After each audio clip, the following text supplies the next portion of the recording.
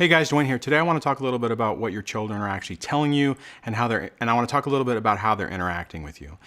First thing starting off is you have to remember that all of you have been in a toxic emotional environment, and as a result of that, they've been raised on how to survive in that environment. So you need to take a step back right off the bat and remember that. Remember that they have been raised in this environment, so they know what your expectations are and they know what your ex's expectations are as well. Now, also keep in mind that in going through this, you're going through a transition, right? So you're here at this channel and you're learning about narcissism, narcissistic divorce, emotional abuse, and just how to deal with a lot of the issues that are happening in a toxic, high conflict divorce, and how to deal with it, right?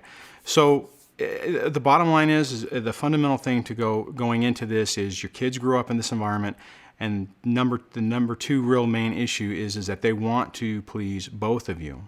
So you have to remember that, because everything that they say, you need to run through a filter to make sure that you're actually hearing what's real and not hearing what they think you want to hear, okay? And that's really important, because depending on the situation, it can lead you to go certain directions that are good and are bad, right? So the first thing, are they saying things to their mom about you? More than likely the answer is yes, right? Because they know, your kids know what their mom wants to hear to get attention, positive attention, admiration, love, that conditional love that they're trying to get. So what that means is if they can take a situation and they think that your ex or their mom wants to hear bad stuff, they're going to probably say bad things because they'll get the attention from their mother to, that they're looking for. Now, unfortunately, that means you're basically going to get thrown under the bus quite a bit, and that's been the experience that I've had as well.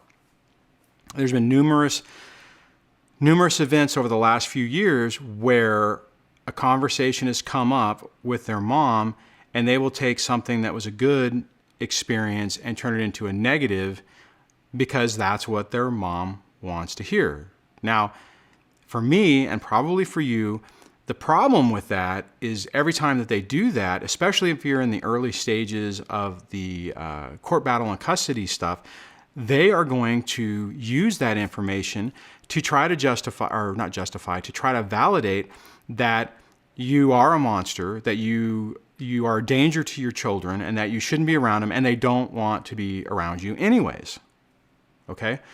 Now the problem is you can't really communicate that with your child. You can't really say, hey, every time you say something to your mom, she's using it against me.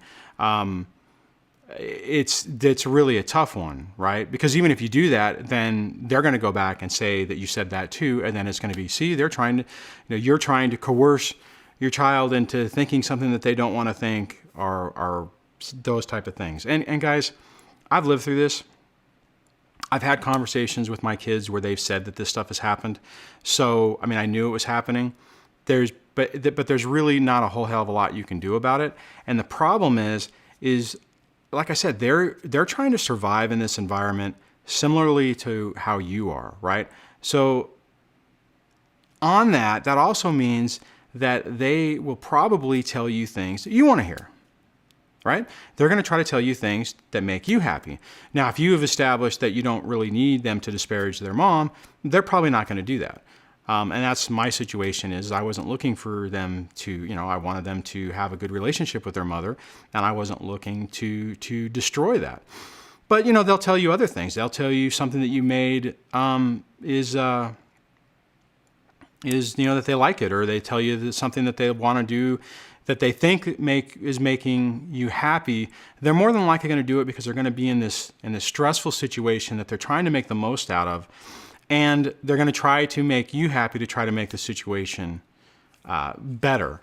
So, and also on that, if they do start saying derogatory things about their mother, take it with a grain of salt, because are they just telling you those things because they think that that's what you want to hear? Because see, the risk is if they tell you something, then you may want to be running straight to your attorney and saying, oh, this and that is happening. And, is that really what's going on?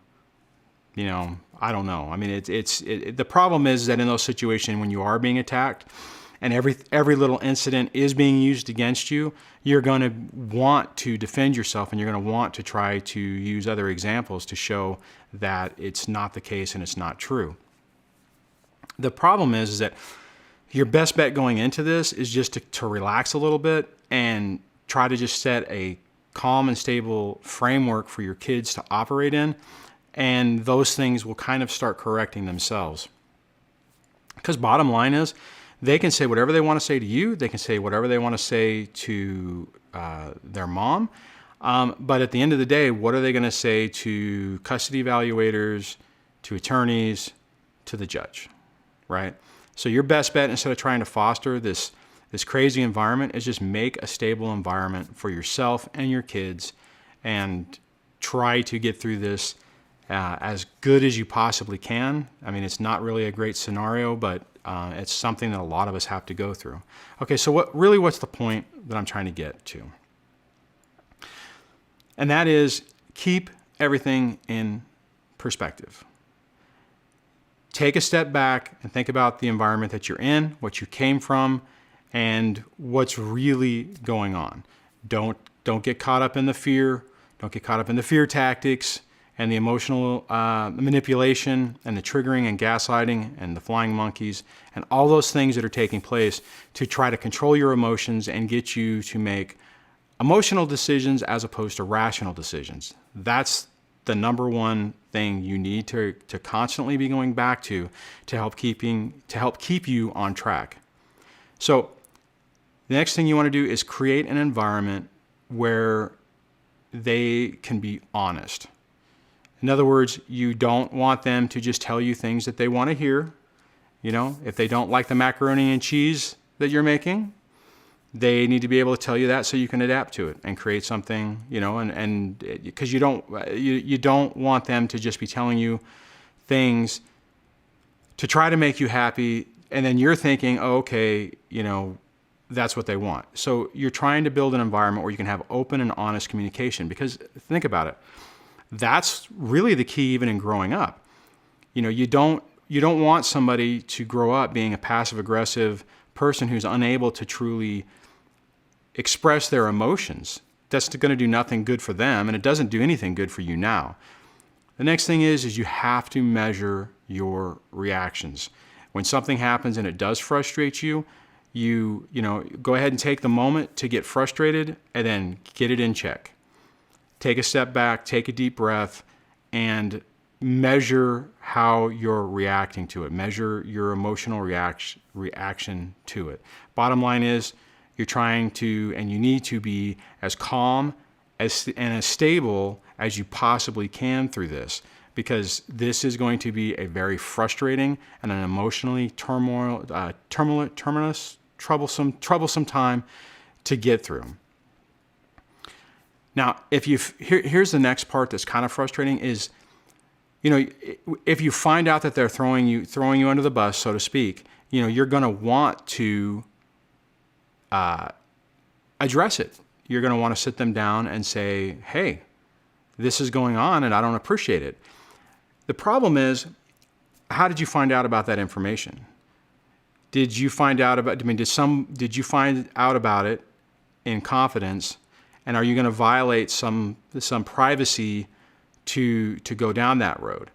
In my opinion, it's almost like the government. Whenever we're doing some of fighting terrorism and stuff like that, you don't necessarily want to burn your sources of information so that you can deal with what's actually happening.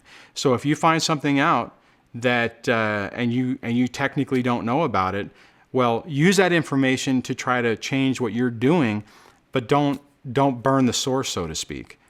Because bottom line is you're going to need that information to be able to gauge what's going on and how to better interact and help your kids.